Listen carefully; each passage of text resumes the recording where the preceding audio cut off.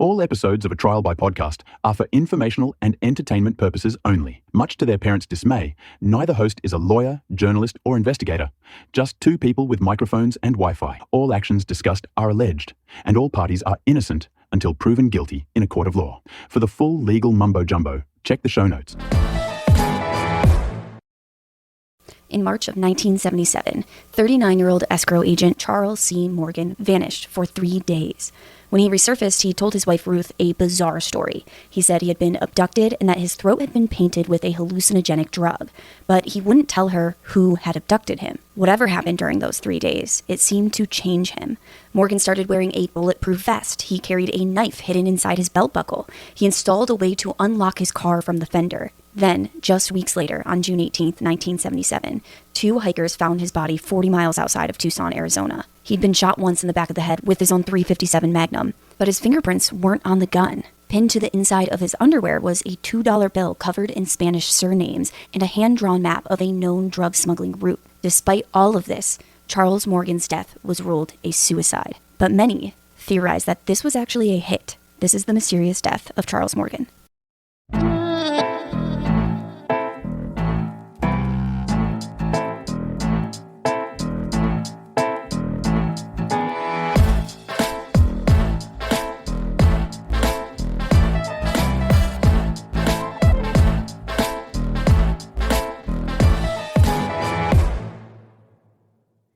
Hello, everyone. Welcome back to the pod. I am your host, Kelsey. And I'm Taylor. And we're excited. Well, I should say I'm excited. Taylor has no idea what story we're doing or anything, but I never do. I'm excited for this story. If you are enjoying the podcast, make sure you are following wherever you're listening. Make sure you give us a 5-star rating. And yeah, I think we're going to hop right in today because we're on a time crunch. Oof. Before I have to go to a birthday dinner, and I'm trying to get through this whole episode. So, on June 18th, 1977, two people were walking down a dirt road on the Papago Indian Reservation, which is 30 feet off Arizona Highway 86. Being in Arizona, just 40 miles south of Tucson, it was a scorcher of a day, which is why they thought it was odd when they stumbled across a man lying on the ground in the sun next to his car. Worried that the man was in need of some sort of medical attention, they approached the guy only to discover that they were much too late to help him. The man was dead from a single gunshot wound to the head, and the gun that was presumably used to kill him was lying on the ground next to him. The bullet had traveled through his skull and lodged between his teeth. Now, normally, when you see a scene like this, you may think this is some sort of robbery gone wrong. Maybe someone caught him on the side of the road, pulled out a gun, told him to hand over his valuables, and he puts up a fight, right? They shoot him, they leave him there, leave the gun there, whatever it may be. But that was very clearly not the case here. The man had not been caught off guard. He was, in fact, very prepared. He was wearing a bulletproof vest and a belt buckle that, quote, concealed a knife and a holster, end quote. Meaning the buckle itself was designed as a hidden weapon. The buckle would flip open or slide to reveal a blade underneath. It's basically a covert carry piece, sometimes called a buckle knife. And it's popular with the type of people who need to be armed without appearing to be armed. So this wasn't some, oh, someone's trying to rob this guy for drugs and they kill him, or like drugs or money or whatever and kill him. This guy has a bulletproof vest on. Now, of course, the police are called to investigate, and the deceased was identified as 39-year-old Charles Morgan. He was an escrow agent at Statewide Escrow Service in Tucson, Arizona. The gun that was found at the scene was collected for evidence, but not a single fingerprint was found on it. However, when they tested Morgan's hands, his left hand tested positive for gunshot residue. And with that, the police ruled Morgan's death a suicide and closed the case on August 10th, 1977. I didn't look up the statistics on this, so let's guesstimate right now. What do you think the average percentage of people who shoot themselves is that are like they're wearing a bulletproof vest when they do it? I was going to ask about that. I'm like, I don't think you would wear a bulletproof vest to go shoot yourself. I mean, I wouldn't know, but that doesn't sound right to me. Yeah, it doesn't sound right to me either. Now, the Pima County Sheriff's Department told the public, quote, "We have found no evidence that anyone took part in the death but himself," end quote. But just like we're saying, there's a lot of unanswered questions here. If he shot himself, how was the .357 Magnum revolver found more than a foot from his body? That's a big question people debate online, like in Reddit forums and stuff. I think it's a stupid question. When he drops the gun, it could roll, right? Yeah, or it could bounce. Yeah. I mean, but for me, the bigger question about the gun is why weren't his fingerprints on it? yeah, that was the next question I was going to ask. How does he have residue on his hand, but not on the gun? There's not even partial fingerprints that can be match him. Like, it's not like, oh, there's fingerprints on this gun and they can't be matched to him. Because you don't always leave a perfect fingerprint, right? There's no fingerprints on this gun. That seems weird to me.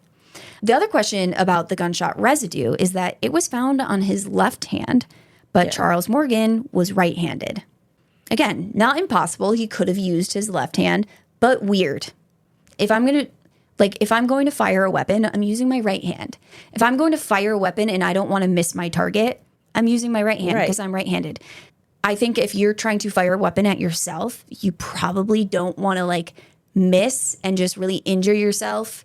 And you know what I mean? Yeah, I would agree. I can barely hold a pencil with my left hand, so I feel like I'm not going to shoot a gun with it. Yeah. Again, not impossible, just weird. But what was, I don't want to say impossible, but much less plausible about the way he shot himself, apparently they're saying he shot himself, is how he could have possibly shot himself in the back of the head at such a perfectly straight angle. So he's shot in the back of the head, but it's like the upper back of the head. And the bullet kind of travels down at a diagonal through his head and gets lodged in between his teeth. How can you do that so straight? Like, I want you guys to lift your hand up. Sorry, this is really morbid, but if you lift your hand up behind your head and picture you're holding a little revolver, that's really tough to get a perfectly straight angle, down through the top back of your head and into your teeth. I don't know. Again, not impossible, but that's the bigger question mark for me than the left hand versus right hand thing. Right. But also, that makes that even harder. If you're using your non-dominant hand to do, I don't know. But I will say, in my opinion, many of these questions, if not all of them, can be explained away. Yes, they're kind of that's fucking weird, right? But they can be explained away. They're not impossible. But what can't be explained away so easily is all of these question marks on top of the extraordinary circumstances that led up to his death. Because, yeah, these are little things that's that's weird, that's weird, that's weird, but it could be this. However, when you compound that with what happened in his life leading up to him being found dead, I think you guys are going to be he did not kill himself. That I feel very strongly this man did not kill himself. So that's kind of part of the question that we are exploring today. Because Charles Morgan had already been kidnapped once before this, but had eventually returned home safely. Then for 2 weeks leading up to his death, he had worn that bulletproof vest in fear for his life. So does that really sound like someone who's going to go then shoot themselves in the back of the head while wearing that bulletproof vest that they've been wearing for weeks? I wouldn't say so. I wouldn't say so either. I would not say so.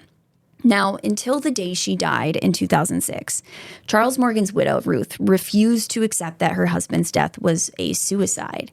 But the question really is, why would anyone want Charles Morgan dead in the first place? He appeared to be living a very unassuming life. By the time of his death, Morgan had been running his escrow company for about 15 years. And if you were to ask anyone who knew him, he was a successful and respected businessman. He was living an ordinary life with his wife, Ruth, and their 4 daughters. And he was extremely devoted to his family. He loved his wife, he loved his daughters, and he was just your average family man. Now, on top of being a family man, being a businessman, Morgan was also a Freemason who attended regular lodge meetings. Now, I had to look this up because I've heard of the Freemasons before, but in the context of the Illuminati and conspiracy theory. So I was wait, what do they mean he was a Freemason? So the Freemasons are one of the oldest and largest fraternal organizations in the world. tracing their origins to the stonemason guilds of medieval Europe. So oh, wow. This is some way back shit, okay? Now, members gather in local chapters called lodges, and the organization is known for its secrecy, its rituals, and its tradition of networking among influential men, politicians, successful businessmen, lawyers, and this is exactly what makes Morgan's membership worth noting. So we're going to get to the conspiracy theories and stuff, but if we're going by the book of like what the Freemasons say they are, at their core, they're simply a networking group. It's like a fraternity, but not for college students. It's like business relationships, networking, whatever. Yeah. I mean, I don't know anyone in this group, but to me, it sounds like some secret society stuff where people are up to no good. That's what a lot of people think it is. They say it's just a networking group. You know, we're just, rubbing elbows, whatever. But the Freemasons have been at the center of conspiracy theories for centuries, with people accusing them of everything from controlling world governments and financial systems to orchestrating assassinations of world leaders. And their secretive rituals and powerful membership rosters have always made them a target for suspicion. And here's the thing is, I don't know that the Freemasons are using the word rituals or if other people are using that to describe it, but like maybe in your like marketing materials, don't use the word rituals for your networking group if you're like worried about people making, coming up with conspiracy theories about what you're doing. When I hear rituals, I think of like, a bunch of men in cloaks in a circle with candles in a dark room that's like underground. Same. That is the exact picture in my head. I bet it's more, you guys know me, I'm not a big conspiracy theorist. I think it's probably nowadays like what stupid shit, like what fraternities do. I think this is a group for grown men who have money and are successful, for them to give each other jobs and help each other out and fuck off and probably drink and probably do stupid boy stuff. Have golf outings. Dude, I'm sure they're doing golf outings. They've got to be doing golf outings. And yeah, I don't think it's necessarily, now maybe some of the Freemasons are, whatever. I was thinking about maybe I should do like a Patreon mini episode on the Freemasons, because I bet there's a lot of interesting history to them. And I'm sure some of it's really bad. Tends to be when you got all men, respectfully.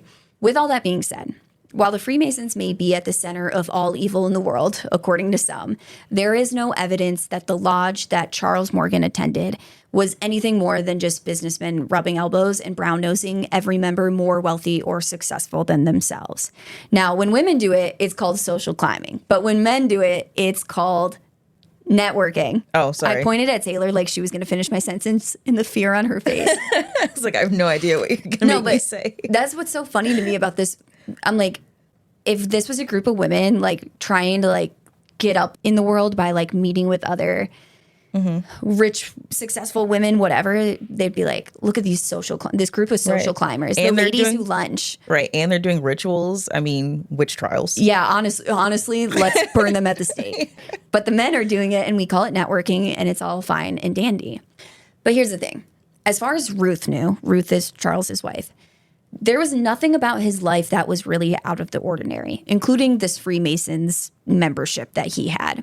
That is, until the morning of March 22nd, 1977. Because that morning, Charles dropped his daughters off at school and drove off in the direction of his office. However, he never made it to the office that day, and he never came home that evening. 3 days passed with no word from Charles. And in the source material, it's unclear to me whether or not the family was alarmed by this. But as far as I could find, there was no missing persons report filed for him, even though he just like didn't come home for 3 days. Now, maybe that's because maybe there just isn't reporting on it and there was a missing persons report filed. Maybe Charles was kind of a dick and would do that sometimes because he's partying with the Freemasons. And so it wasn't that unusual. Or maybe Ruth knew more than what she was saying. Not accusing her of anything. I don't think she has anything weird role in this, but who knows? All we do know is that 3 days later, just after 2 a.m. on March 25th, Morgan reappeared at the family home. Ruth later explained, quote, "I was in bed and the dog started barking. When I got up, I went to the door and opened it, and there was Chuck," end quote. She said he was wild-eyed, terrified, and battered. He had zip tie restraints still dangling from his wrists, a plastic handcuff locked around one ankle, and a missing shoe. He made no attempt to speak. Instead, he repeatedly pointed at his throat until Ruth handed him a pen and paper. She's like, "You can't talk?" And he's like pointing at his throat, like shaking his head no. So she hands over a pen and paper, like, "Can you write?" And he takes it. And what he wrote was extraordinary.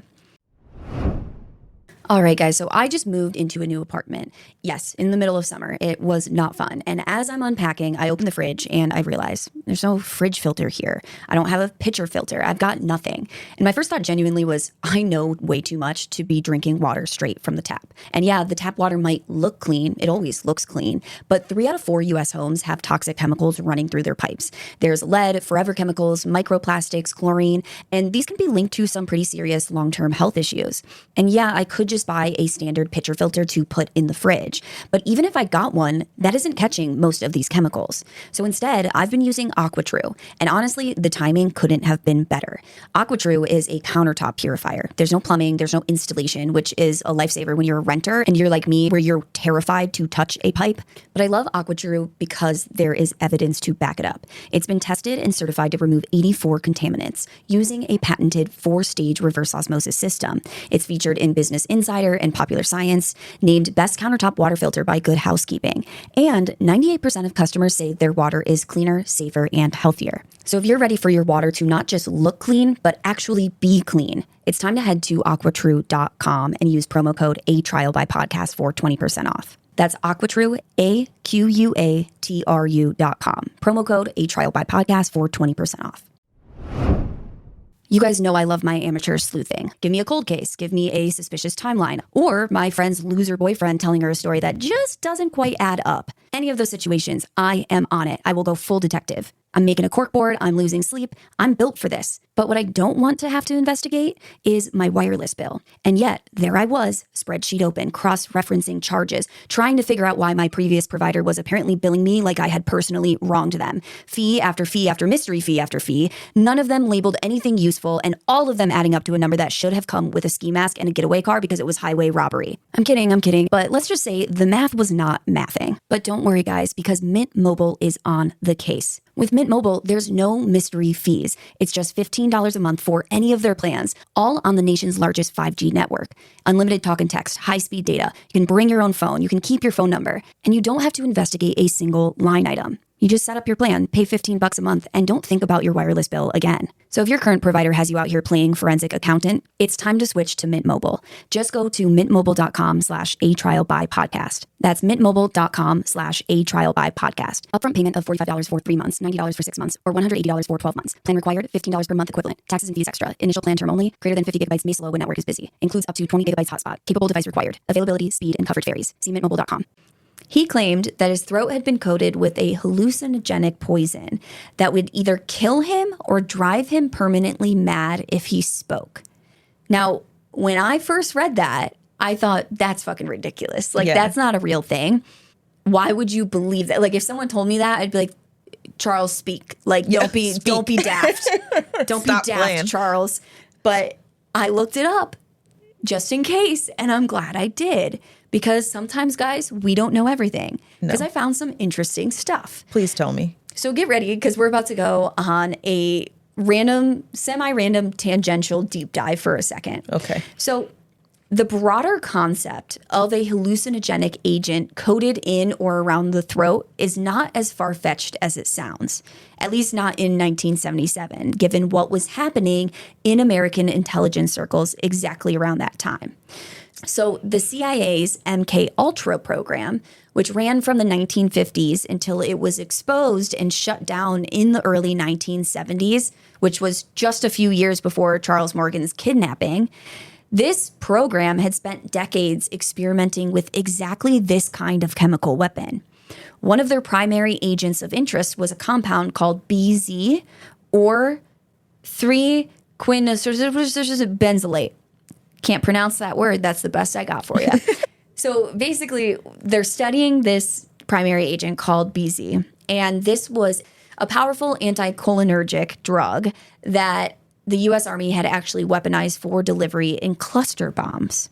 So BZ itself is a potent hallucinogen, far more powerful and longer lasting than LSD. And what it does is it sends its subjects into states of profound delirium. One researcher described its effects this way, saying it causes the person to jolt from one reality to the next with extremely vivid illusions. Animals appear and disappear. Subjects might think they're smoking a cigarette when they have a shoe in their hands. And critically for the Morgan case, BZ has a very specific side effect on the throat and mouth. It dries out the mucous membranes, making swallowing painful, and can reduce speech to a whisper or eliminate it entirely. So while I read the whole thing about, there's something on my throat, and if I start talking, it's going to I'm going to go mad, I thought that's a stupid thing to believe, even if someone told you that. No, I was wrong. They can do that. They can do that. How does somebody get their hands on something like this, though? Well, that's a great question, Taylor. And I want everyone to remember this for when we come back to theories on who could have done this. Yeah. So MKUltra researchers also specifically investigated ways to administer chemical agents covertly through sprays, through skin contact, and through mucosal absorption through the mouth and throat. The CIA's chief chemist, Sidney Gottlieb, who ran the MKUltra program, was notorious for devising novel delivery mechanisms for psychoactive substances, including sprays intended to be inhaled or absorbed through the lining of the mouth and throat. So my point is, exactly what Charles Morgan said happened to him is the stuff the CIA had been studying for about 2 decades before this happens to him. So for context, by the time Morgan is kidnapped in 1977, MKUltra had just been publicly exposed through congressional hearings, meaning whoever grabbed Morgan would have had access to that knowledge, whether they were actually working through the government or not. So this isn't just only government knowledge at this point. Everyone knows about MKUltra already. So you could question, what was this hallucinogenic drug really coating his throat, or did someone just read about this, hear about this, and tell him it was? But we don't know. To make him think he couldn't talk about whatever happened to him while he was gone for 3 days? Maybe. I don't know. Yeah, I guess what would be the point of lying about that? But also, what would be the point of giving it to him and then keeping him alive? If you're really just trying to stop him from talking. But the question of, could someone have coated Morgan's throat with a hallucinogenic compound that genuinely impaired his ability to speak and left him terrified of what speaking might do to him? Could it cause him to go insane for a long period of time? Based on what I've read, I think the answer is yes, it is possible. Is it likely? I don't know. Whether his statement about, what did he say? I'm either going to die or permanently go mad. I don't know if that's real. But it seems like this is real stuff, which I will say, I've heard this story a handful of times before on other podcasts, and every time I'm just well, that's stupid. Why would you believe that? And I haven't heard anyone go into that. So I thought that was really interesting. So you guys let me know in the comments if you guys have heard that before when you've heard this story elsewhere. I mean, I know the conspiracy theorists are eating this story up. Oh, we always use conspiracy theory with a negative connotation. Sometimes people conspire together to commit crimes. Yeah. This is a conspiracy. There is some sort of conspiracy that led to this man's death. I feel so confidently about that. If you want to talk about MKUltra and the government and the Freemasons, I'm honestly in with this case. You hear this case and you're oh, some weird shit is going on here. Oh, yeah. And can you also imagine being kidnapped for 3 days, them telling you, we're going to come after you. We will kill you, but you won't know when. The way that would send me into a heart attack when you let me go, you wouldn't have to come back and finish the job. Well, and that's the thing, Taylor, is some people say maybe he just killed himself because it was unbearable to live with the fear of what whoever this was is going to do to you later on. Yeah. But then I say again, why is he wearing a fucking bulletproof vest? That makes no sense to me. But Morgan also told Ruth in writing that he had been kidnapped, tortured, and bound to a chair from which she had only just escaped. When Ruth suggested calling the police to report all this, he refused in writing, telling her that it would be a death sentence for her and the girls, their daughters. He explained that he had been working undercover for the Treasury Department for the past 2 years and that his cover had been blown. He warned her that the less she knew, the safer the family would be, so he didn't want to give her any more detail than that. He told her that he had left a letter with his father naming those responsible to be released to the press if anything ever happened to him. However, that letter has never surfaced, so we don't really know what happened to it.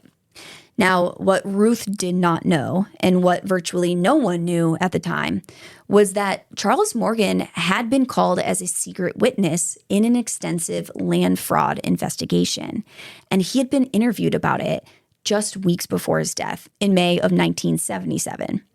Whether that had anything to do with his kidnapping, no one has ever been able to say for certain, but my vote is yes. And the question becomes, what the hell does the U.S. Treasury Department want with Charles Morgan? Why would they recruit a simple business, like a small business owner and a father? Why are they going to recruit him to work undercover? And it's really an interesting scenario here. It's the kind of stuff I'm like, this reminds me of, it's very like Breaking Bad-esque. Yeah. Like, this is just one of those things where it seems like a very average person gets so deep into some of the wildest shit I've ever heard. So as an escrow agent, Charles's job was to serve as a neutral third party who holds money, documents, and assets on behalf of two parties in a transaction until all of the conditions of the deal have been met on both sides. So, for example, in a real estate transaction, the buyer puts down their payment into an escrow account, which would be held by Charles Morgan and his company. The seller would put the deed in escrow, and the escrow agent holds both of these until the sale is finalized. Then he releases the funds to the seller and gives the deed to the buyer. So it's basically just to make sure someone can't scam you. Mm-hmm. But the critical thing that you need to understand in this case is that the escrow agent sees everything. They see who is buying, who is selling, how much money is moving, and where it's coming from, where it's going to, what is the money being exchanged for, all of those things. And on paper, this type of profession is pretty unglamorous, but in 1970s Arizona, it was one of the most powerful roles a person could hold, because Arizona had a law on the books that existed nowhere else in the country. At the time, land in Arizona could be purchased through numbered blind trust accounts. So when a deed was recorded with the county, it listed only a trust number and a trustee name, not the actual buyer. So the trustee is not the actual owner of this land. The trust account is the owner. The trustee is who gets it if this trust account, someone, whatever, dies or it goes to them later on. So this trust account is just numbered. There's no name associated to it. So to the outside world, the true owner was completely anonymous. The seller didn't know who they were selling to. And this was only for land, from what I could find. Like, this was specific to land. So the county had no idea who really owned the land. They just know that it belonged to this trust number. And the only person besides the actual buyer themselves who knew who the buyer was the escrow agent who processed the deal. Okay? Are you following so far? Yes. Okay. It's a lot trying to wrap my head around it. It's a lot of like context that you have to understand. Yes. If I'm not making sense, interrupt me. Otherwise, we're going to like tie it in a neat little bow when I'm done with the context. All right. So this means in Arizona at the time, I could go to Arizona and buy, 100 acres of land and no one knows I own it except for the escrow agent who processes the deal. Okay. Now, it does not take long for organized crime to figure out that Arizona was essentially a money launderer's paradise because of this law. So the basic scheme works like this. You take cash from illegal activity, you use it to buy a property, and you sell that property. That money that you get from that sale looks like clean money because it comes from a real estate transaction. Right. This is normal. This is legal, whatever. But the problem for most criminals trying to do that is that real estate transactions leave a paper trail. Your name goes on the deed. It becomes public record, and law enforcement can follow the money straight back to you. So when they start seeing you buying all of this land with a lot of money, you know, hundreds of thousands or millions of dollars of land, but you have no record of where you're getting that money from because it's from illegal activities, that money is dirty money. Yes. Once you make the sale, it's now clean money because now you've actually sold something. You've done a legal act to show why this money is coming to you. So with this law in Arizona, now there's no paper trail of you buying all of this land with dirty money and then selling all of it off because you're using this numbered trust. Not very smart on Arizona's part. Right? Exactly. But by the mid-70s, more than 500 racketeers had relocated to Tucson alone, including former New York crime boss Joseph Bonanno. The Bonanno crime family is one of the original 5 families of the American Mafia. The 5 New York-based organized crime dynasties that were formally recognized and structured at the infamous 1957 Appalachian meeting in upstate New York. Now, this crime family is founded by Joseph Bonanno, known as Joe Bananas. That's his like mafia name, which is honestly kind of sick. I'm not going to lie to you. That's scary shit. Scared of Mr. Bananas. Scared of whatever you say, Mr. Bananas. Imagine a grown man. But the family had its roots in Prohibition era bootlegging, and they grew into one of the most powerful criminal organizations in the country, with alleged interest in drug trafficking, loan sharking, extortion, and murder for hire. Now, Bonanno himself was a particularly shrewd and ambitious operator.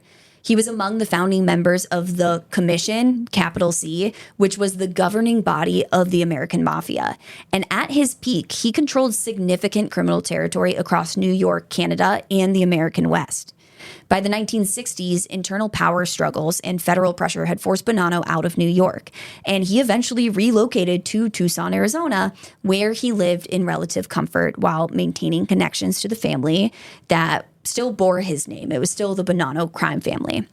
Now, he actually wrote a memoir about his life. This is kind of a side note, but it's called A Man of Honor. He released it in 1983, and it became a bestseller. A Man of Honor, written by this... Of Honor. Yep. And this book infuriated the rest of the American Mafia, who considered it a catastrophic breach of the code of silence that governed organized crime. Now, again, that was kind of a side note, but let's go back to mid-70s in Arizona. The Bonanno crime family was in there like swimwear. They're out there buying land, they're moving money, they're laundering, and they're doing it all invisibly because of that law that allowed it.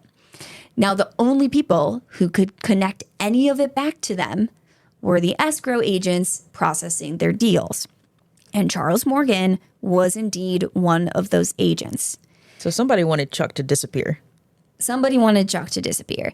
And according to sources, he wasn't just processing these run-of-the-mill real estate transactions. There were rumors, some of which turned out to be true, that Morgan was doing escrow work for not just the Bonanno crime family, but a second organized crime group simultaneously, which was the Ned Warren family out of Phoenix, Arizona. Now, we do know that what Charles told Ruth about working undercover for the U.S. Treasury Department, this was true. He was working undercover for them, at least to some extent, because there are records showing that he had testified in a secret state investigation into illegal activity spanning the Arizona-Mexico border. He had served as a reluctant witness for the Arizona Attorney General's office in the questioning of a now closed Tucson bank. However, we don't really know when or how he was recruited by the Treasury Department. So basically what it sounds like, and we don't know this for certain, but I feel like this is just the way the maths. He gets into this illegal, money laundering stuff with these crime families. The U.S. Treasury Department is investigating these crime families. They get led back to Charles Morgan, and they're probably like, hey, yeah, you're going to have to help us, or we are going to send you to prison, I would imagine, because they do describe him as a reluctant witness. Mm-hmm. So I don't think he really had a choice. You see what I'm saying about like, this is some fucking, a Breaking Bad style He stuff. got roped into it and he couldn't get out, is what it sounds like to me. I feel like Breaking Bad isn't even the good. What's the one with Jason Bateman? That show, Ozarks. Ozark, yeah. Have you seen that? I've heard of it and I've seen like the pilot episode, but that's pretty much it. I don't think you would like it, honestly. Probably not. That show, first of all, if you guys have not seen Ozark, it is the most anxiety-inducing TV show I think I have ever watched. Like, you literally the whole time, you're just like more and more anxious throughout the episode, and it never ends. Usually some shows, there's ups and downs. Like, you get a lot of anxiety, and then like something happens, you're over the hump. No, dude, it is just, you're just on a straight-up trajectory the entire 5 seasons or whatever it is. I loved it. I think it was one of the best shows I've ever seen. But if you don't like that feeling, you probably won't like it. I remember watching it being like, I fucking hate this, but I also love it. I would say that Breaking Bad is still a good correlation, though, because he does get like way more involved than he wants to be, and things just get bad quickly for him too. It's like these people who they think they're getting involved in a little bit of illegal activity, but they're doing it for like a good reason, and then it just keeps coming, and they can't stop it. They're just getting in deeper and deeper and deeper. Now, after Charles had returned from his apparent kidnapping and Ruth had nursed him back to health, she pressed him about what was going on. And he admitted that there was money laundering happening in Tucson, but he insisted that he was not personally involved. When she asked, like, who had done this to him, he would not tell her, and he just kept saying the less that she and the girls knew, the better off they would be. Now, whether that was true, whether Morgan was just a passive bystander who just happened to process dirty money, or if he was an active participant who knew exactly what he was doing, this is one of the central questions of the case. And we don't really know the answer to this question specifically, but we are going to get to, there are more rumors about him doing other illegal activities that we will get to. But allegedly, I think he at least knew what he was doing was legal. What his motivations were with, was he being threatened? Was he scared? I don't know. But what we do know is that by 1977, Charles Morgan was sitting at the intersection of organized crime and federal law enforcement. Not exactly a safe place to be. No. Like, you're pretty much on the verge of either getting killed, going to prison, and probably getting killed in prison. Yeah. You know what I mean? Sound like he had a lot of good options. He did not have a lot of good options. And someone, it seems, had decided that he was sitting at that intersection much too long, and it was time for him to go. So after his return from his first kidnapping, Morgan physically recovers, but he is never the same man who dropped his daughters off at school on March 22nd. He grows a beard, seemingly to alter his appearance. He begins wearing a bulletproof vest every single day, not just when he felt threatened, but constantly, like as a baseline condition of leaving the house. He arranges for his daughters to be driven to and from school rather than walking or being driven by one of the parents in their cars. And he instructs the school that under no circumstances should anyone other than the approved person be allowed to pick them up. He also purchases that .357 Magnum revolver for personal protection, and he begins carrying it whenever he leaves the house. And he is, by every measure, a man who believes that he is being hunted. And he may well have been right. During this period, Morgan was not living very quietly. He had been spotted at multiple restaurants and motels on the west side of Tucson. He was moving around, he was meeting with people, and he was operating, I would say, outside the boundaries of his normal life. Like, he's being seen with people that no one really knows who they are or why he's meeting them. He's not like just going to work every day like he normally would. Like, he's up to some shit. Whatever he was doing in those weeks, he wasn't doing it at home or at the office. Now, what we do know about his professional situation in the lead up to his death makes the picture even darker. He was still processing escrow work for both the Warren and Bonanno crime families after his first kidnapping. He continued keeping detailed personal records, notes on prominent people in Arizona, politicians, business figures, and the escrow transactions that he was processing for specific people. His daughter, Megan Heidi, speaking years later, did not mince words about what she believed her father was sitting on. She said, quote, "My father had a lot of information about people here in Tucson that could have been very detrimental. There was a lot of information about politicians, people who are still alive that work in our government today. He had that information and they wanted to silence him," end quote. Now, sadly, all of the precautions that Charles was taking, they weren't enough to save him. And on the morning of June 7th, 1977, Ruth drove the children to school while Morgan headed to work separately. He had plans that evening. He was supposed to go to a Masonic Lodge meeting for the Freemasons. And this was something that had been on his calendar for a while. So when he didn't come home that night, it may not have immediately registered as cause for alarm. But Ruth would later discover that Morgan had never made it to work that day. Shortly before noon, he called his office and told them that he would be there in about 30 minutes, but he never arrived. And that phone call is the last time anyone heard Charles Morgan's voice.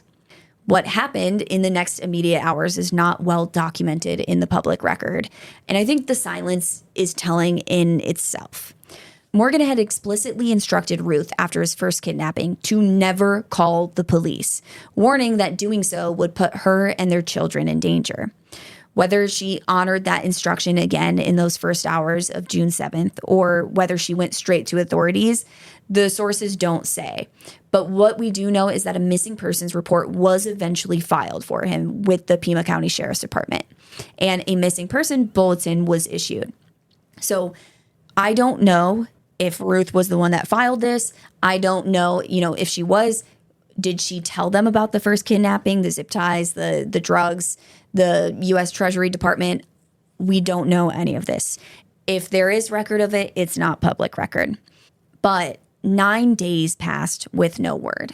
Then on June 16th, Ruth received a phone call from a woman that she didn't recognize this woman's voice. The woman said, quote, "Chuck is all right. Ecclesiastes 12, 1-8, end quote. She then hung up the phone before Ruth could ask a single question.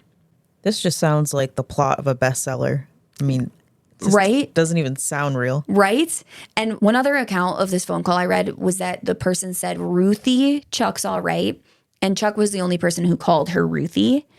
But it depends on what source you're reading it from. Some of them just say Chuck is all right, and the other one says Ruthie, Chuck's all right. But some people question, does this suggest that this woman knew both of them and not just Chuck? Or how was this woman involved? But Ecclesiastes 12, 1-8 is a passage about aging, mortality, and the approach of death. It speaks of the silver cord being severed and the golden bowl being broken, ancient metaphors for the moment that life ends. It concludes, quote, "And the dust returns to the ground it came from, and the spirit returns to God who gave it," end quote. So whatever comfort the caller may have intended with giving this call, which I question if they really did intend to comfort her, the verse that she chose to share with Ruth was one about dying. So she's like, Chuck's all right, but also here's some shit about death. Not helpful. No. Not and we helpful. don't know who this woman was on the phone? To this day, no one knows who this woman was or how she is involved. This is she does come back up in the story. We have no idea who this woman was. All we know is that 2 days later, on June 18th, Charles Morgan's body was found in the desert. And if you think that all of these circumstances leading up to his death are weird, just wait, because it's about to get weirder. Oh, man. It's about to get weirder. So we've already talked about the basics of this crime scene when they discover his body. We've talked about the gunshot wound, the bulletproof vest, the belt buckle knife, the gun with no fingerprints, the GSR on the gunshot residue on the wrong hand. We know all of that. But wait, there's more. Because when investigators started going through Charles Morgan's car, what they found took this from a strange death scene to something else entirely. Inside his 1977 Mercury Cougar, police found a cache of ammunition, multiple weapons, several sets of handcuffs, CB radios, and a police scanner. The car itself had been physically modified. a secret switch had been installed inside the fender. And when you flip this switch, it could unlock the doors from the outside of the car. And this is a feature that does not exist on any factory vehicle. You know, it's basically you can flip this switch. You don't need a key to unlock the car from the outside. I don't even understand what the purpose of this would be. Yeah, I don't know. Fast entry for fast getaway?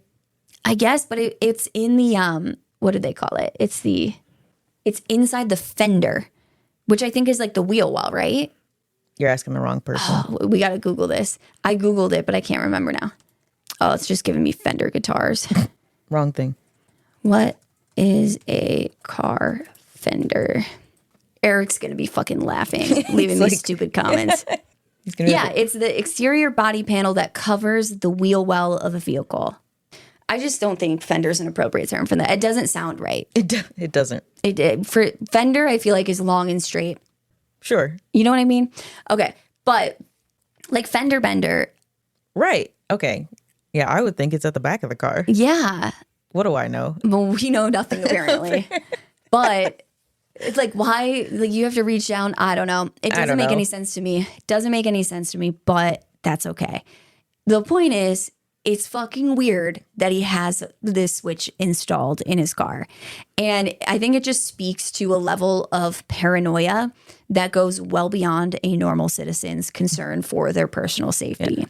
This was a car that had been deliberately engineered for surveillance or evasion or both. Again, police scanners, CB radios, weapons, handcuffs, and this weird switch. And this car was registered to Charles. Yes, it was Charles Morgan's car. Okay. But it gets stranger.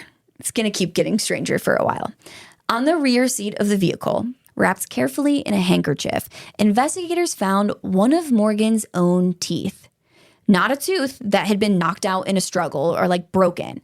A tooth that had been pulled from his mouth, wrapped up and placed there. And no explanation has ever been offered for what it was doing there, what it meant, why it would be there. But again, the police are ruling this a suicide. I have been racking my mind, why is his tooth there? Why would someone pull his tooth out? My theory is that he pulled his own tooth out and left it there as some sort of evidence of him being there. Possible. Or did he think something was wrong with it? I don't know. I'm just picturing like sometimes the way that they will identify bodies sometimes is through dental records, like because they know there's a specific crown on a certain tooth or whatever it may be.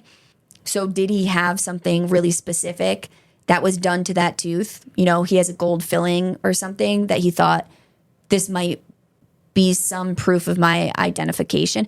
But then it's also like, well, wouldn't you want, if you think they're going to kill you, I feel like I would want that in my mouth.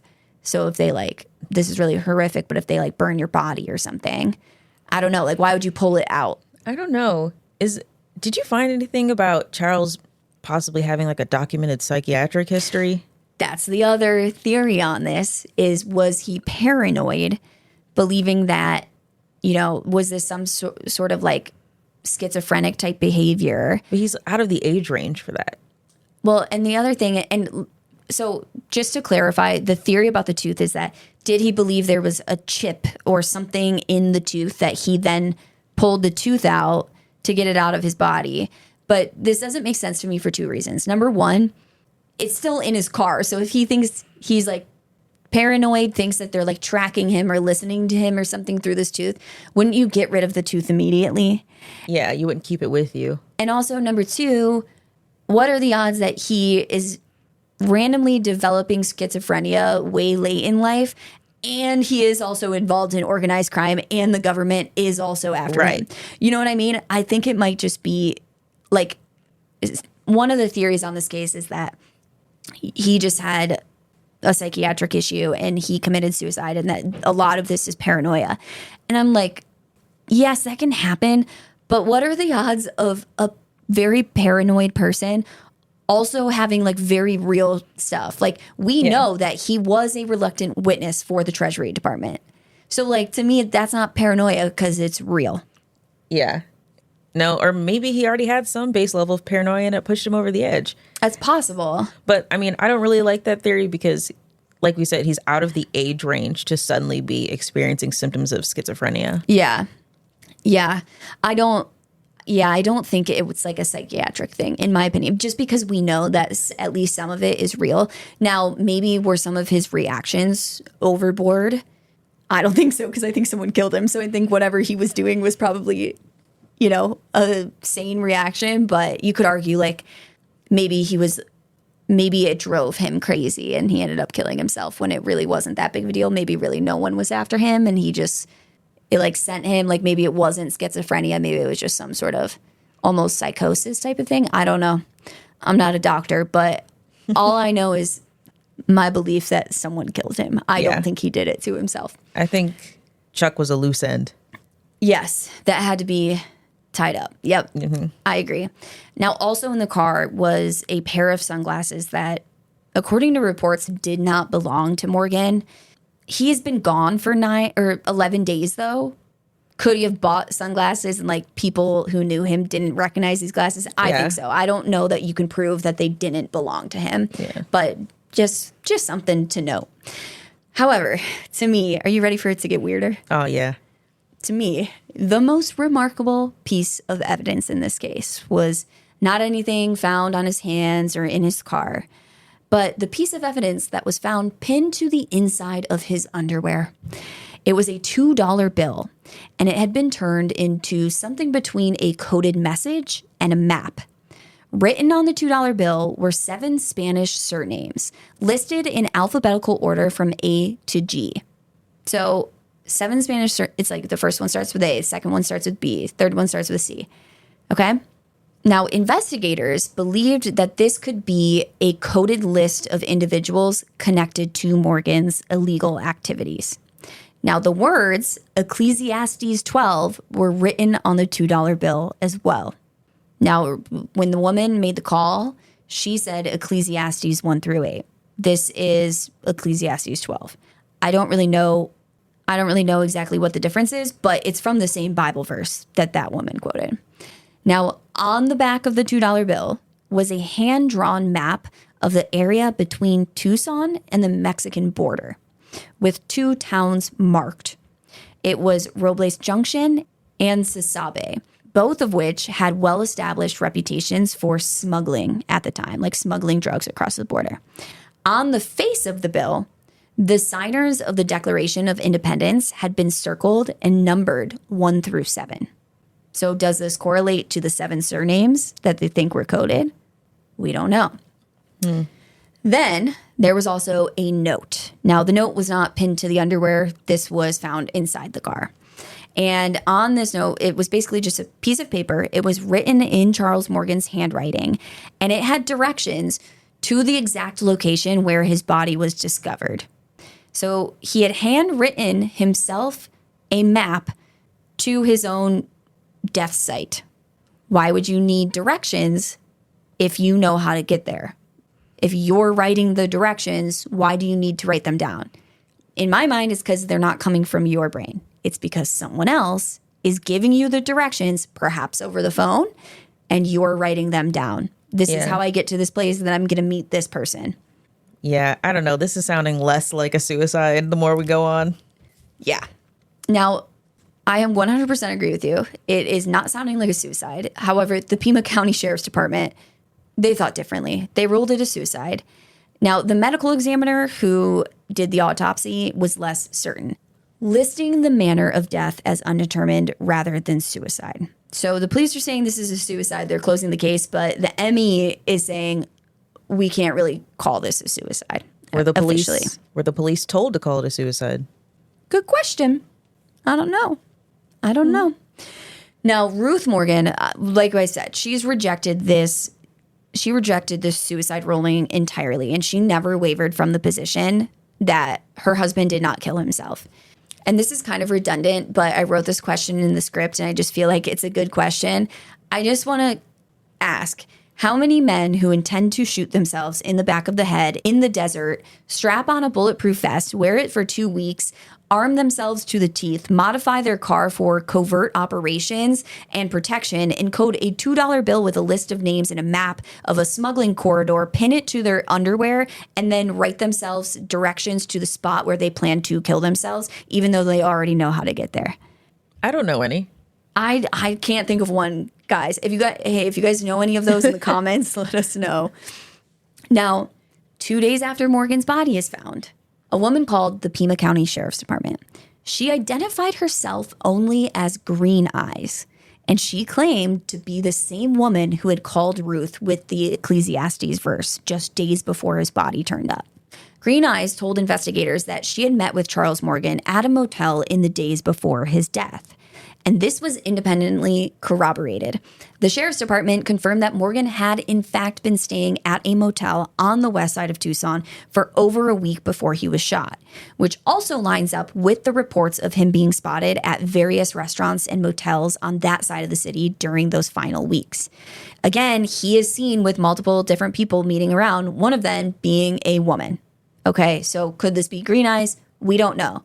All we know is he wasn't hiding at home. He was moving around, he was staying off the grid, and he was apparently meeting with random ass people. Now, according to Green Eyes, during one of those meetings, Morgan showed her a briefcase. And inside that briefcase was a large amount of cash. Now, accounts vary on how much cash she thought was in here. Some sources say $60,000 and others say as high as $90,000. But one report claimed that the figure was increasing by $5,000 daily because Morgan told her that he was trying to collect money to buy himself out of a contract that had been placed on his life. He was attempting to pay off a hitman who had been hired to kill him. That's what she says. Now, Green Eyes, again, she has never been identified. She never makes another call again after this second call. And the question really is, was she a witness? Was she a participant? Was she someone who had been sent to deliver a message? But no one is able to say. And my thing is like, I have no idea, but it doesn't make sense to me that she's like with the government.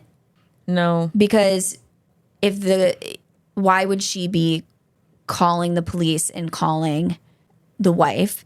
It doesn't make sense to me, like if, one of these crime families did it, it doesn't make sense to me that she's like with one of the crime families. Part of what I question is, was this someone that maybe he was having an affair with that was unrelated to the government and unrelated to crime families, but he's meeting up with her because he needs some support, but he doesn't want to bring this to his house where his children live. So he's trying to stay away from them. Yeah. And I feel like anytime I hear about a man that is in a motel or hiding away somewhere and a woman gets involved, my brain always wants to go to an affair. Yeah. Or maybe she was hired, like she was the liaison or something between him and... I just feel like if she was from the government, like if she was someone involved with the U.S. Treasury Department, why would she call the police anonymously? Like, why wouldn't she just talk to them unless she was doing some illegal shit too? Yeah, like maybe she didn't want to get involved because she's also a criminal. Yeah, I don't know. And maybe she had a change of heart. It's just, yeah, I don't know. It could be any of the above, really. I don't know who Green Eyes is. Or this is the longest episode of Punk'd ever. It honestly might be the longest episode of Punk'd ever. So we may never know who Green Eyes is. But if her account is true, if it's true that there was a hit out on Charles Morgan, it makes the idea of his death being classified as a suicide even less believable than it was, 10 minutes ago in this story. But for 13 years after his death, it continued to be ruled a suicide. Like on the books, case closed, this was a suicide. Then on February 7th, 1990, NBC's Unsolved Mysteries aired a segment on the case. And the man at the center of it was a guy named Don Devereaux. Don Devereaux is a motherfucking G. We're fans of Don Devereaux. Just get ready. So he is a Phoenix-based investigative journalist who had been digging into the Morgan case independently since 1986. Now, Devereaux's not just a casual observer stumbling onto a cold case. He was a serious, credentialed journalist with 2 Pulitzer Prize nominations and a long history of investigating organized crime and corruption in Arizona. Crucially, he had been part of the famous Arizona Project of 1976 and 1977. This was a landmark collaborative journalism effort that launched in the wake of the car bomb murder of Phoenix journalist Don Bolles. Now, Bolles was an investigative reporter for the Arizona Republic who had spent years exposing organized crime and land fraud, specifically in Arizona.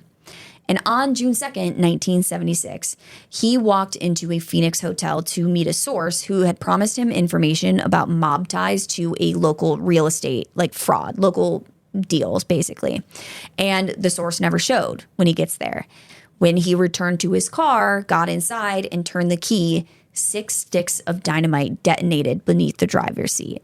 He died 11 days later, and his last words to bystanders were reported to be, quote, "They finally got me. The mafia, Emprise, find John Adamson," end quote. Now, John Adamson was a small-time con man who was eventually convicted of planting the bomb. Although it's believed John Adamson is not the brains behind the operation. Like, this was ordered by others. Now, in response to Don's murder, more than 38 journalists from news organizations across the country descended on Arizona to finish what Don had started, a massive collaborative investigation into corruption in the state that became known as the Arizona Project. And it became one of the most significant moments in the history of American investigative journalism. So basically, they are investigating this on their own because it's believed that there are corrupt officials that are letting the organized crime families get away with it, which I think is important to our story. Because if you remember what Charles Morgan's daughter later says about her father, she's like, my dad had information on important people, wealthy people, and politicians in the state of Arizona who are still operating in our government today. He had info on, I think we can assume she means illegal activity that they're participating in, and they wanted to silence him. That's what she believes happened to her father. I mean, does she have proof of this, or is this something that Charles told her? I don't think the daughters knew anything. I think this is from a lot of it probably stems from Don Devereaux's research into this case that we're going to get into.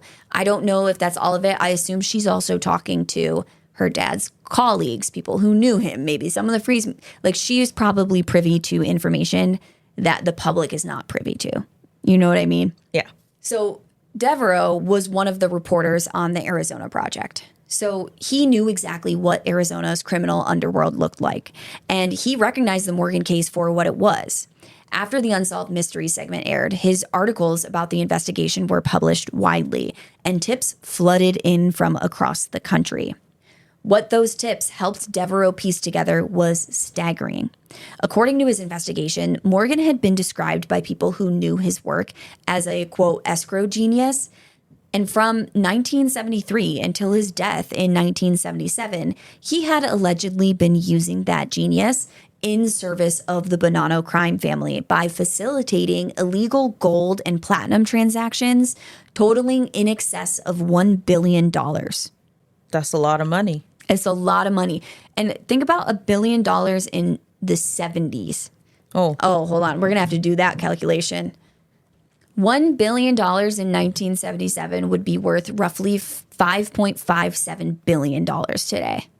So we're talking a lot of money. Now, whether or not it was really that high of a number, I mean, that seems unbelievable to me. But apparently, Charles Morgan was allegedly participating in these illegal transactions of gold and platinum. And the mechanism of this whole, scheme was elegant in its simplicity.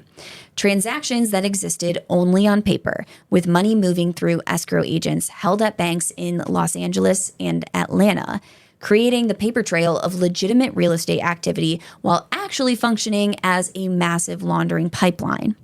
Much of the money, Devereaux concluded, originated in Southeast Asia in the chaotic years following the end of the Vietnam War. He suggested that exiled South Vietnamese officials and others with access to that displaced wealth were using Morgan's operation to legitimize their wealth on American soil. This is like just one of the craziest stories I've ever heard. Yeah. I mean, I'm not a conspiracy theorist. I'm really not. I feel like, a lot of stuff can be, proven away or made factual. But I'm finding, it's hard for me to find reason in this case. Like, I feel like a conspiracy theorist right now because I'm like, oh, no, he was silenced in my head. And by the mafia? Yeah. Okay. The mafia, or were the Freemasons involved? I don't know. The Freemasons sound like a dark secret society to me. I do think the Freemasons, I think, are a red herring in this story. Like, there's no connections made back to like anyone else that's in that Freemason group with him or anything. It might not be. Maybe I could be wrong, but I think, I don't know, dude. I don't know. Or are they all connected? And, are some of the like mafia members in the I don't know. Or was he sought out to be the escrow agent because of his connection to the Freemasons? I don't know, dude. Now you're starting to, like, I thought the Freemasons, like, I was like, it's just a networking group. Like, it's not that big of a deal. But like, now you're making me think, fuck, maybe they are involved. Maybe I read too many books. I don't know. But here's the thing. The point of all of this is that this web stretched much further than just organized crime. Devereaux contended that American intelligence operatives had also inserted themselves into this pipeline that they're building. It's going from Southeast Asia to LA to Atlanta to whatever to clean all of this money and legitimize it on American soil. And Devereaux was saying that CIA and Defense Department figures had gone rogue and were using the same mechanism to line their own pockets. Whether they were acting with any official sanction or purely for personal enrichment, Devereaux couldn't say for certain. What he could say was that the list of people with a stake in keeping Morgan's records buried crossed every line. It was criminal, like the crime families. It was governmental and intelligence related. So we got a lot of suspects in this case. Let's put it that way. The most critical piece of Devereaux's investigation was this. Morgan had kept duplicate records of every transaction, every name, every dollar amount. He had copies, and these were maintained by Morgan himself. Devereaux believes that this is ultimately why Morgan was killed, not just because of what he knew and what he could testify to, but because of what he had written down and could prove. Those records, if they surfaced, could implicate people at every level of Arizona's political and criminal establishment, which at the time, it sounds like those were kind of interwoven things. Like there was some corruption happening in the government at the time. Whether that was just with like law enforcement or whether it was with politicians, that's not completely clear to me. But it seems like it wasn't just these mafia members who were involved in this. Yeah, but killing him doesn't get rid of his written records. Those can still surface after his death. They never have. True. Or do we just not know where he kept them? Yeah, maybe he kept them in like, that would be crazy if they just found a box of them like buried in the woods one day and they're like, what are these? Yeah. But in the wake of the Unsolved Mysteries broadcast, Devereaux actually contacted the FBI, hoping to share what he had uncovered from all of the tips, because he got a ton of information. And their response to him was stunning. They told him, the FBI told Devereaux, that they had never heard of Charles Morgan, which is interesting because Charles Morgan was allegedly working as a Treasury Department informant who had testified in multiple secret state investigations. He was allegedly someone who had processed over $1 billion in transactions connected to one of the most powerful crime families in the entire country. And the FBI is saying they've never heard of him. They don't know who he is. So is this true? Are they really fucking bad at their jobs? Or was this a deliberate stonewalling of a journalist who was getting too close to something? They don't want him to know.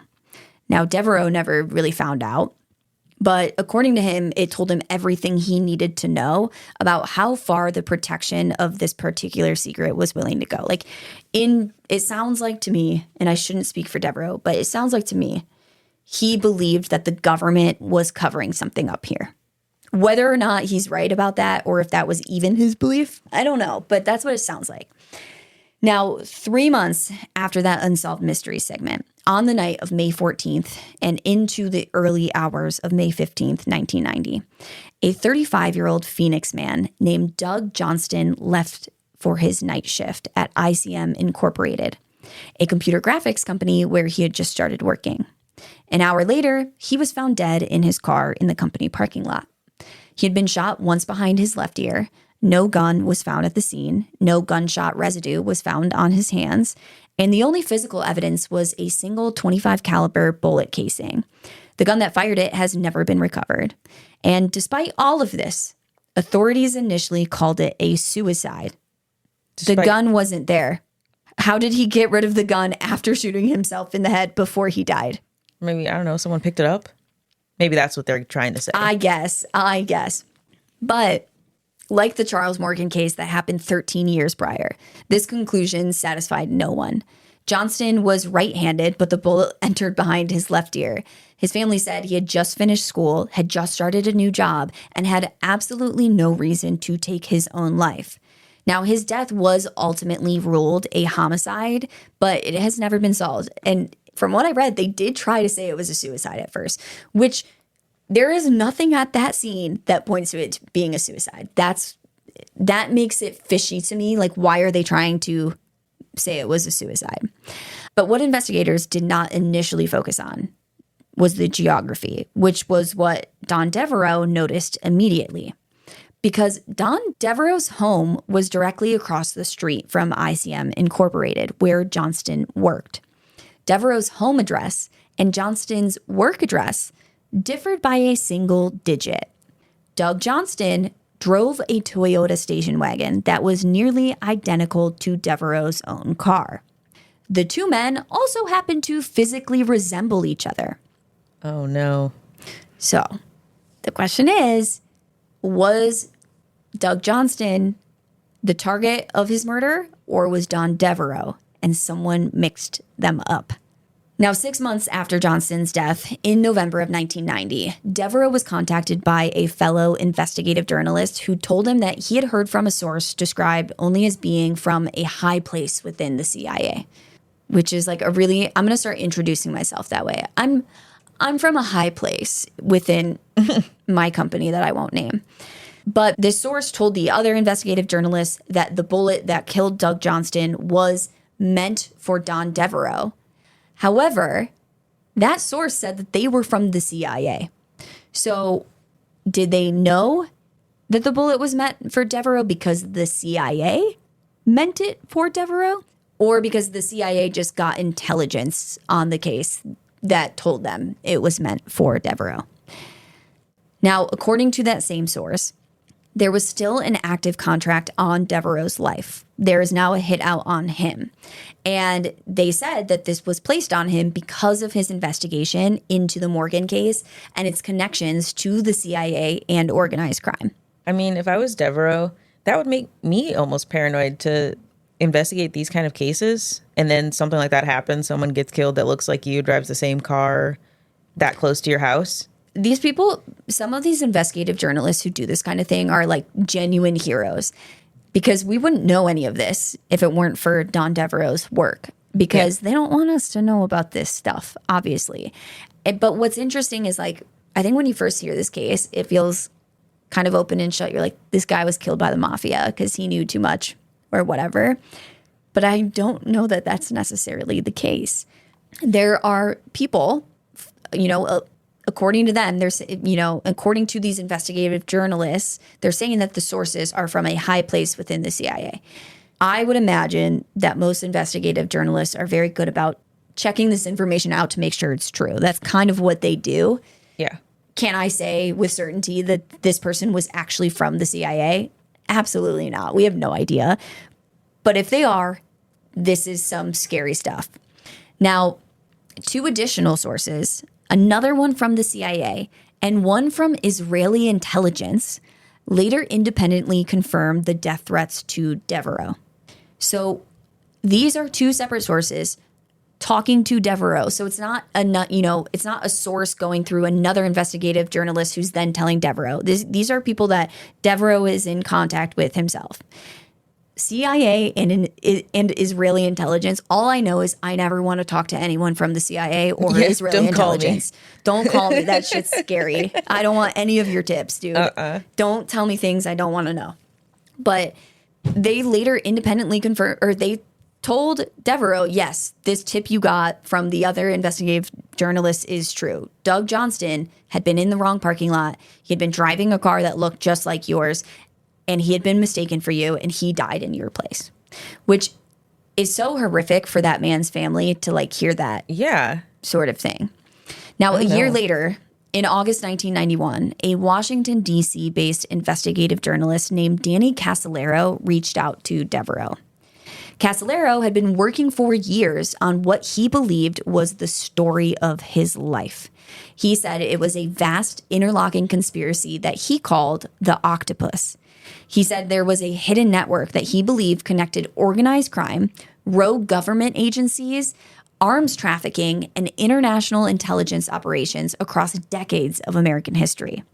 This is interesting to me when you hear international intelligence operations because we know one of the sources, according to Devereaux, one of the sources that confirmed the hit out on him was from Israeli intelligence. Now, his research had led him to Charles Morgan and the gold and platinum transactions, and he believed that Morgan's story was just one thread in a web that stretched all the way to the highest levels of American power. He told Devereaux that he had information to share, and the two agreed to meet, but they never got the chance. Before that meeting could happen, Danny Casolaro was found dead in the bathtub of his room at a Martinsburg, West Virginia hotel on August 10th, 1991. His wrists had been slashed deeply and multiple times, and it was ruled a suicide. Now this one, I understand why they may rule this a suicide. This looks like a suicide. Doug Johnston, why were you guys trying to rule that a suicide when there's not even a fucking gun at the scene? That's crazy. But here's the thing is, Danny Casolaro had been traveling. He's on his way to go meet Don Devereaux. He is known for he keeps all of his research notes, his files, everything that he compiles on this case, he keeps it with him at all times. Like he does not let it out of his sight. However, none of it was found in his hotel room. There was no research notes, no files, nothing that he had compiled about this case that he called the Octopus. His brother, Casolaro's brother, later told reporters that Danny was squeamish around blood and deeply afraid of it. It would make him go pale when he would see blood. So he says that Danny would never slit his wrists. If he was going to end his own life, this is the last way he would ever choose to do it. Friends also said that he had been in good spirits and that he was excited about what he was about to reveal. All of this work that he had been spending years on was about to culminate, and he was about to break the biggest story in decades. The hotel had apparently cleaned his room before his family was even notified of his death, destroying all potential evidence. His death is ruled a suicide, and that's that. Hands are washed of the situation. There's just too many quote-unquote suicides being linked back to Chuck here. Yeah. Now, we got three men. We got Charles Morgan, dead in the desert in 1977. We've got Doug Johnston, shot in a Phoenix parking lot in 1990. And we've got Danny Casolaro, found in a West Virginia hotel bathtub in 1991. All ruled suicides or left unsolved. All connected by a thread running back to a Tucson escrow agent who knew too much and made the mistake of writing it all down. Now, what I want to say about this, we're about to get into the theories, but I just want to, for the CIA and Israeli intelligence, American Mafia, anyone who's listening, I'm just repeating stuff I found online, and I will not be digging into this case any further. I'm not coming for you. I'm not trying to reveal anything new. I'm just repeating information that was already public. And I would never kill myself, guys. Just in case you're wondering. Just in case they're going to come for me. But I've heard a lot of podcasters cover this case, and they're all still with us today. Thank the Lord. But let's talk about theories. Number one, Mafia hit. I think this is the most widely accepted theory, and this is the one that Don Devereaux himself subscribes to. Devereaux believes that Morgan was killed by the mafia, specifically by the Bonanno crime family. And he says that he thinks that they did this when they learned that Morgan had been cooperating with investigators and, was going to work undercover for the Treasury Department, and he was going to testify against them. And this compounded by the fact that he had been keeping those duplicate records of all of their transactions. So not only could he testify against them, but he had the evidence to prove that what he was saying was true. He thinks that this is the reason they put a contract on his life. And he believes that a hitman, perhaps the same person that Green Eyes had described, made contact with Morgan and told him what was coming. So Morgan, rather than running or going to the police, did what a man in his world would do. He started assembling cash, the briefcase full of money that Green Eye saw in that motel room, which was basically his attempt to buy his own life back. He goes to meet the hitman in the desert, thinking he can pay him off. Maybe he gets the call over the phone. He writes down those directions on how to get there, and the hitman gets there. He takes the money. He shoots Morgan in the back of the head, takes all the cash, and drives away. Right. And gets the money from the hit. Yeah, and so did Charles Morgan pay for his own murder? ? I think this is probably the most likely scenario. I just don't think once you flip on the mafia, you're dead. Right. It's the only way out. And the next theory that we're going to talk about was this a government hit? I do think it very much sounds like there was some major corruption going on here. I do believe that there is some really shady, crazy shit happening here. And I don't think it's just the crime families. I don't think it's just the mafia. My thing is, if the government wanted Charles Morgan dead, they didn't have to dirty their own hands to do it, because the mafia will do it. Like, he has now flipped on the mafia. The government knows this because the U.S. Treasury Department is the one who, forced him to go undercover. So they didn't have to do it themselves. That's why I don't believe, a lot of people believe that the U.S. government, the CIA, the FBI, whoever it may be, killed Charles Morgan. Do I think they kill people and cover it up as suicides or homicides committed by other people? Yeah, I think they do that all the time. I'm sure that they do. I just don't think they did in this case, because the mafia would easily do it for them. But with that being said, let's kind of flesh out this theory. Mm-hmm. So Morgan said that he was a Treasury Department operative. We do know that he was recorded to be a reluctant witness against the Bonanno family in that trial. His daughter Megan believed that he held damaging information about sitting politicians and active government officials.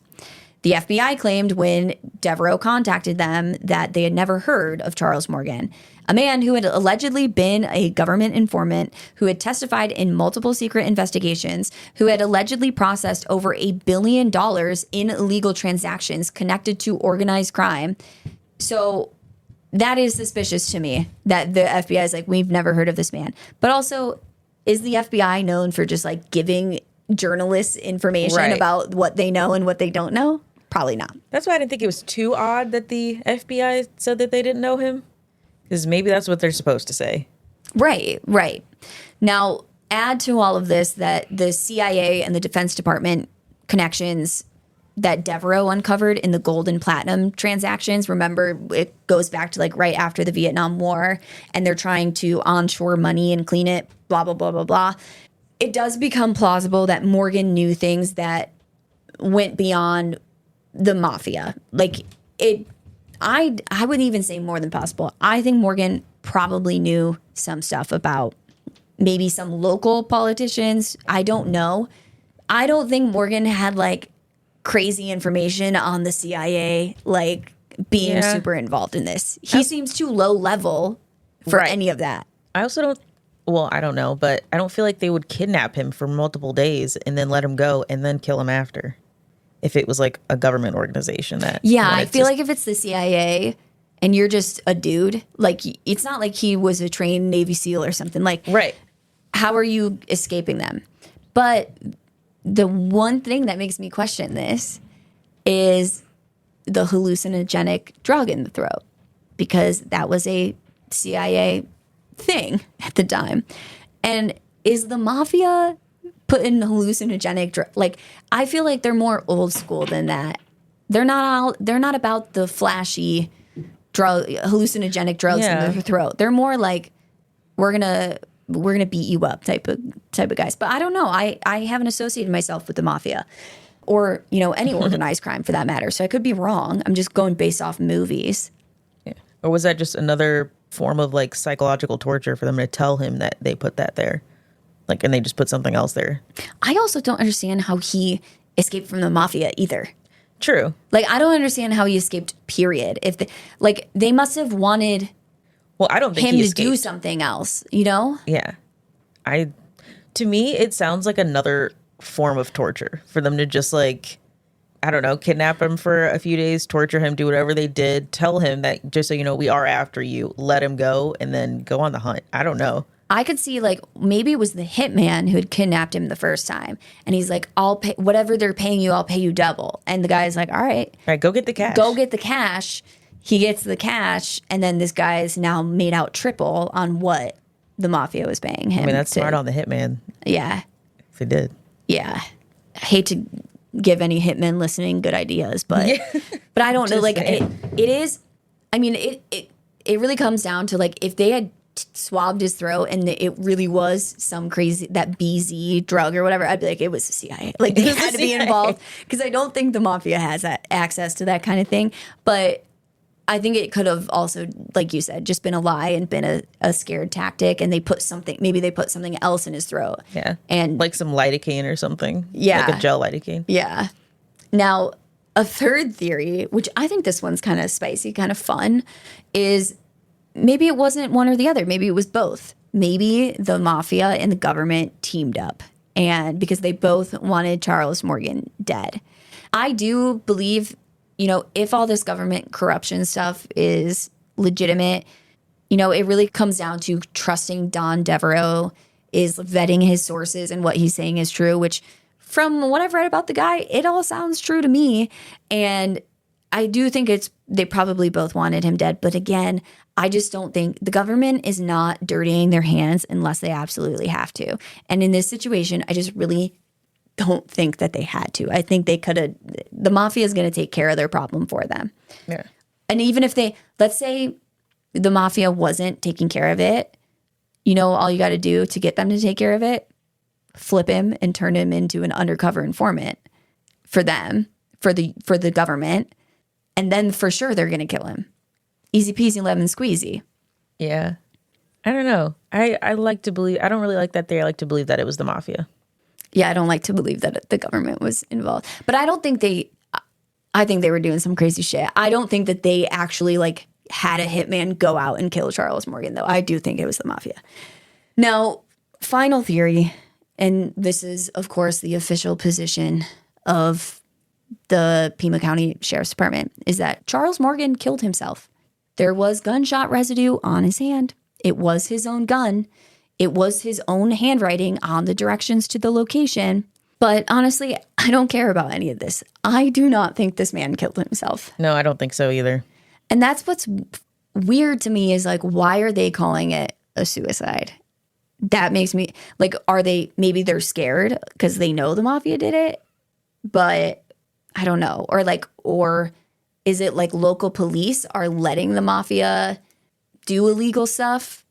And so they're being controlled more at, like, a local government level, like a local law enforcement level, and not this huge, high up in the CIA level. I don't know. But let me know if there's anyone out there listening that thinks that this was a suicide. I would love to hear your respectful position, because I just really do not think that this was, like, to me, nothing about this points to it being a suicide. I would agree. I feel like there's too many, not coincidences, or is that the right word? I don't think coincidences is the right word. No, I don't Too either. many, like, odd circumstances, Yes. or, like, too many question marks. Yeah. I think there's just too many things left unanswered for it to sound like a clear and cut suicide case to me. And also, I don't know, maybe I've seen too many movies. Maybe I want to think that the police department was told to make it a suicide. Or not to investigate it further than that. Yeah, I don't know. I can't get over, like, the only other thing I could think of is if he had life insurance. Sometimes you don't get a life insurance payout, or you get a lesser payout if it's suicide. So maybe he was trying to make it look like he was murdered so his family could get a life insurance, like a larger payout. I did try and look into it, but I couldn't find any information about his life insurance. But I also feel like if this guy's allegedly doing $1 billion in illegal transactions, I feel like the family was probably okay on money. And also, if you're trying to make it, well, I guess wearing the bulletproof vest, if you're trying to make it look like you were murdered, that's the only reasoning I could think of for him wearing a bulletproof vest while he commits suicide, is that he's trying to make it look like someone else killed him. But it's also like, based on everything I know, if you really wanted to die, you could get killed like you could just, you didn't have to kill yourself. I don't know. I know, I guess if you are going to argue saying like, oh, well, he was purposely trying to make it look like he was murdered, he could do that by using his left hand to shoot himself in the back of the head. But how are there no fingerprints on the gun? True. Yeah, that part doesn't. I mean, like I said, not every time you touch something, it doesn't leave like a great fingerprint. But not a single fingerprint or like even partial print on the gun, that seems weird to me. Like, because if I touch this table and leave my fingerprints there, they're going to stay there until this table's wiped off or someone like smudges it with their own hand or something. You know what I mean? Like, it would just be weird for the entire... I don't know. I guess I don't know that much about fingerprints. Maybe it's not that weird. It seems really weird to me, I guess I should say. All I know is that nearly 50 years have passed since the death of Charles Morgan. And it's as unresolved as the day the Pima County Sheriff's Department closed the case. No charges have ever been filed. No suspects ever named besides these large groups of people. And like I said, Ruth Morgan maintained until her death in 2006 that her husband was murdered. And she went to her grave without any answers. None of it has ever been explained. The $2 bill, the coded names, the Bible verse, the tooth in the handkerchief, the woman who called herself Green Eyes and was never heard from again, the letter Morgan left with his father that was never found. Or maybe Charles Morgan was a man who made choices in the dark and couldn't find his way back out. Either way, on the night of June 17th, 1977, he drove 40 miles into the Arizona desert, bulletproof vest on, weapons loaded, a coded $2 bill pinned to the inside of his underwear, and a note in his own handwriting with directions to the spot where he was going. And someone made sure he never drove back out. Dun, dun, dun. And again, I just want to remind the CIA, the FBI, Israeli intelligence, the mafia, the Bonanno crime family, the whatever the other crime family was. I have no interest. I will never look up this case again. Don't want to know anything new. Don't want to uncover anything. Was just repeating information that is already public knowledge. And I'm going to mind my own fucking business moving forward. We love to mind our own business. We love minding our own business over here when it comes to y'all specifically. So keep doing what you're doing out there. Or you could stop. That would be great if you could stop. I'm not going to try and stop you. No. I would prefer if you stop, though. But with that being said, court is adjourned. Court is adjourned. Bye-bye.